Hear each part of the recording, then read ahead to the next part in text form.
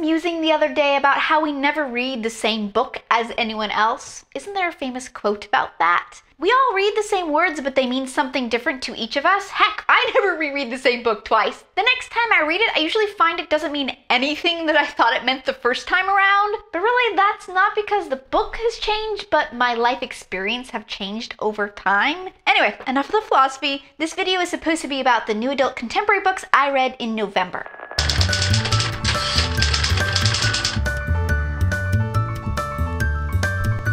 It Happened One Wedding, the fifth book in the FBI U.S. Attorney Contemporary Romance series by Julie James. This one does not include a main character from the U.S. Attorney side. It's about Special Agent Vaughn and investment banker Sydney. This is one of my favorite contemporary romance series, and I really liked this addition to it. Very cute. The characters were good and uniquely written. Definitely a happy face on this one. The sad news is I have officially read all of Julie James' books that she has published, so sad face.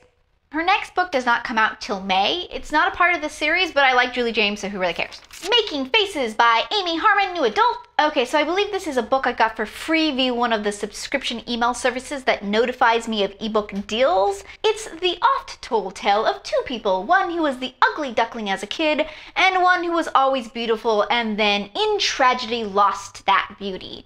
It's a premise I like, but this wasn't the best execution of that premise I've seen.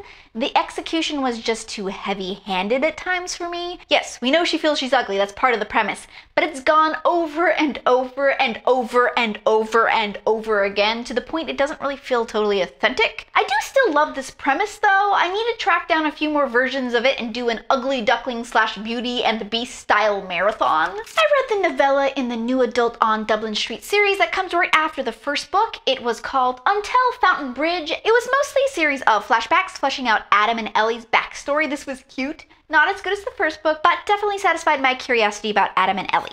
Irreplaceable Book 2 in the new adult Harmony series. I'd gotten the first book from one of my ebook deal emails and had actually really liked it. It was highly melodramatic and soap opera-y, but I can be a sucker for that under certain circumstances. So going into this book, I expected similar, but in addition to the melodrama, this one was just kind of odd.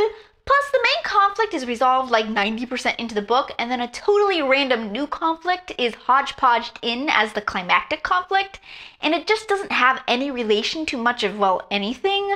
I think I am totally done with the series. I cannot take this one. Instant Gratification by Jill Shalvis, book 2 in her contemporary romance Wilder series. I wasn't a big fan of the first book in this series about a set of daredevil brothers who run an adventuring company in the little town of Wishful. This second one I liked better. It was cute. It wasn't mind-blowing, but was definitely a cute little vacation read over the Thanksgiving break.